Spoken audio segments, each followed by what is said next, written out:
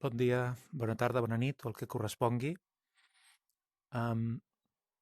Us vull parlar ara d'un joc que es diu Death Unchained i és un joc de tir amb arc i fletxes ambientat a l'edat mitjana. Té dos modes de joc. El clàssic és el que es diu roguelike, on és bàsicament anar movent-vos per un mapa, diguéssim, avançant per un mapa, eliminant els enemics que us trobeu. I després hi ha un altre que es diu el setge del cel, que és un mode d'aquests d'horda en què estàs en una plataforma i has de defensar un portal i van apareixent enemics en el mapa que aniran caminant cap al portal aquest. Us ensenyaré breument una mica com van els dos modes de joc i us comento una mica les coses que m'agraden d'això. Els jocs aquests que són rogue tenen fama de ser difícils, frustrants i moltes vegades no tenen ni un argument clar. I aquest és un bon exemple d'aquest tipus de joc. És un joc amb els mapes generats aleatòriament i bàsicament diguéssim, la diversió està en anar avançant i diguéssim, anar sobrevivint en el joc aquest. La locomoció en aquest joc és una mica peculiar perquè en principi es basa en tirar un tipus de fletxa especial. Aquesta és la fletxa normal i la fletxa aquesta de teleport en què et pots anar movent.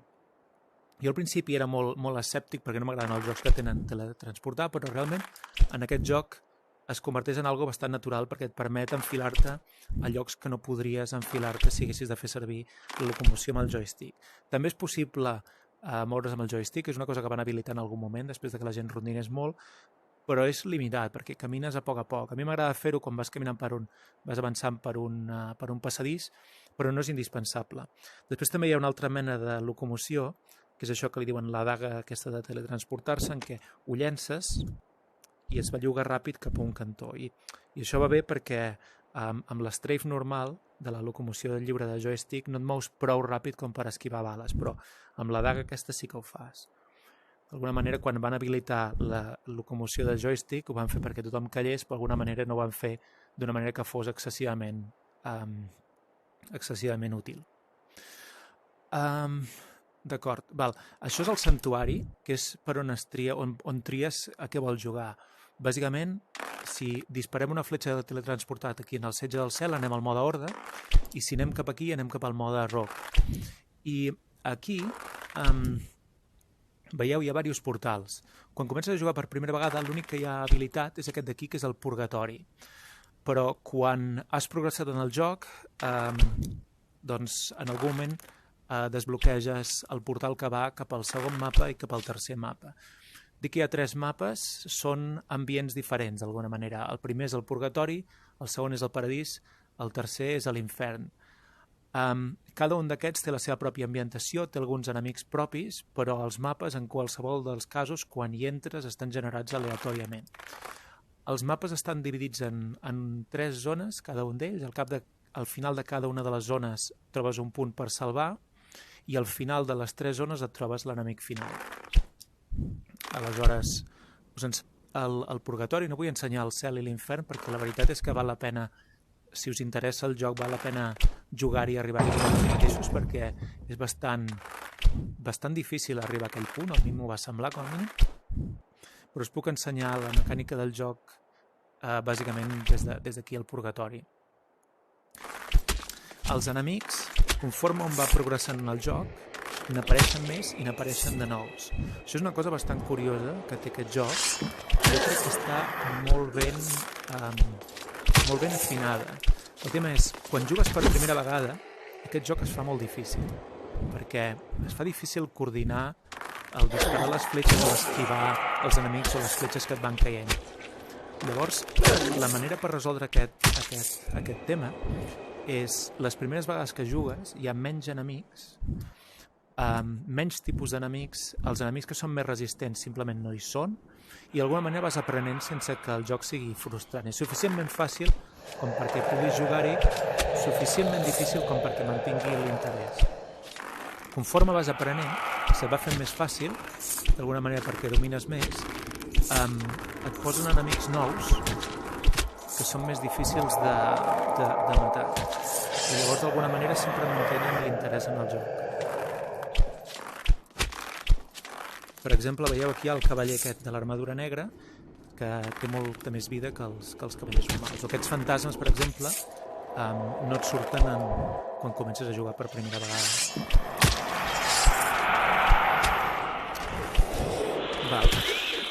Una bona tàctica per jugar a aquest joc i per sobreviure és bàsicament no deixar-se veure per massa enemics de cop, sobretot perquè dels arquers es fa difícil fugir-ne perquè es teletransporten a prop teu si no et poden veure. I l'altra cosa és avançar per les taulades, perquè tots els enemics que t'ataquen cos a cos, com per exemple els cavallers amb les espases i les destrals o aquella espècie de zombis que hem vist abans, doncs si estàs en les taulades és molt més difícil que et doni. Estic distret, m'estan fulminant. Però veieu, doncs anar per les taulades és molt important i és per això que la locomoció amb teletransportar funciona molt bé en el joc. El tema de gràfics és molt espectacular, aquest joc. Aquest joc té una història bastant peculiar i és que el van treure primer per PC, va tenir molt d'èxit, i llavors van pagar a un estudi diferent perquè fes la versió de Quest.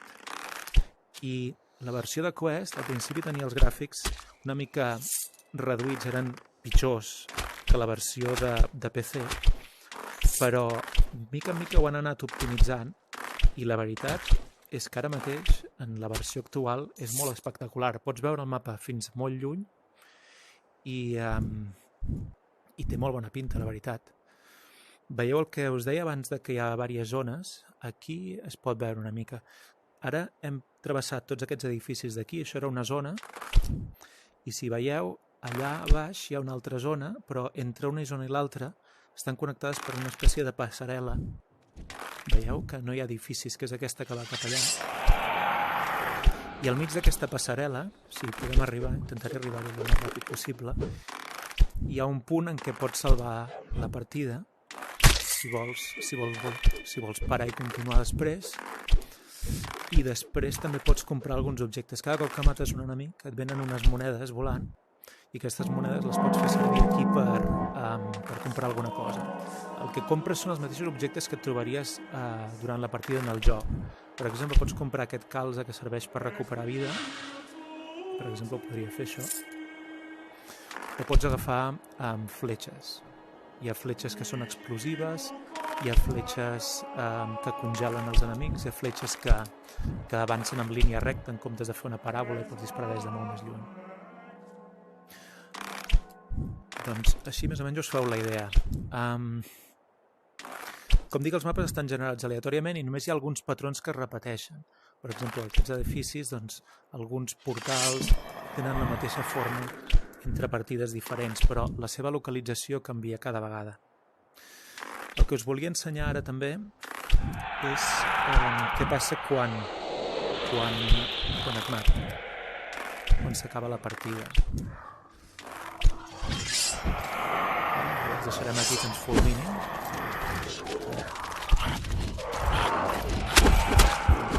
I ho veurem.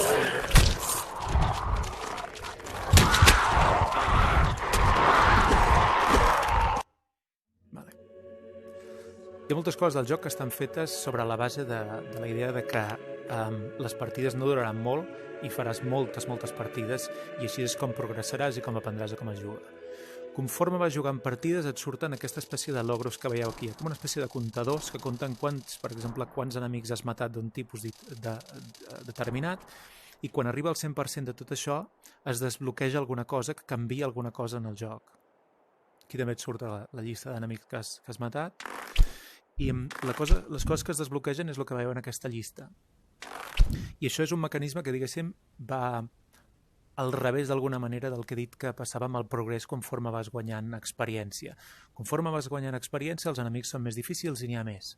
Però també és cert que conforme vas guanyant experiència i completes alguns d'aquests achievements, es van desbloquejant coses que d'alguna manera fan el joc una mica més fàcil.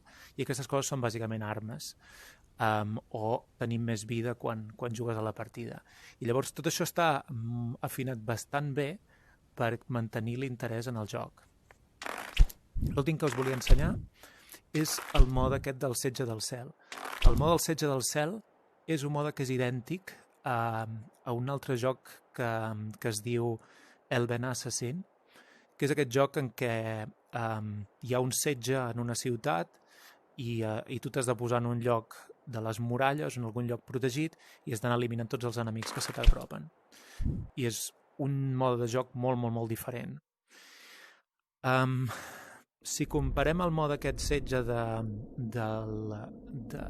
Death Unchained amb el mode setge de l'Elven Assassin, s'assemblen molt, o sigui, la mecànica és la mateixa, és una sèrie de, diguéssim, com torns d'onades que cada cop es van fent més difícils, que et van venint enemics i cada cop te'n van venint més. I tu no et bellugues, tu sempre estàs en la mateixa posició i bàsicament et donen més punts conforme si diguéssim encertes els enemics a distàncies més grans o ho fas a través d'obstacles o si els dones amb la fletxa en el cap. I jo crec que l'única diferència, l'únic motiu pel que un hauria de considerar, jo crec, comprar l'Elven Assassin en comptes del Death Unchained és si aquest mode us agrada especialment i us agradaria jugar-hi en multijugador. Aquesta és una prestació que té l'Elven Assassin que no té aquest joc i que està bastant bé. Si l'Elven Assassin és un setge, sembla, i la gràcia és que allà es pot jugar multijugador i pots estar amb els teus col·legues doncs disparant i anar fent-la petar mentre es juga, que està molt entretingut. Però si no fos per això, realment aquest és inclús millor. Jo trobo els gràfics estan molt bé i després, òbviament, amb el joc ve el mode aquest roguelike que us he ensenyat abans, que està fantàstic. En fi, això és més o menys tot el que hi ha per dir del joc aquest. Espero que us hagi agradat. És un joc que està molt bé i té moltíssima rejugabilitat i jo m'he fet un fart de cremar hores en aquest joc i la veritat és que és un dels meus preferits. Així doncs, fins a una altra.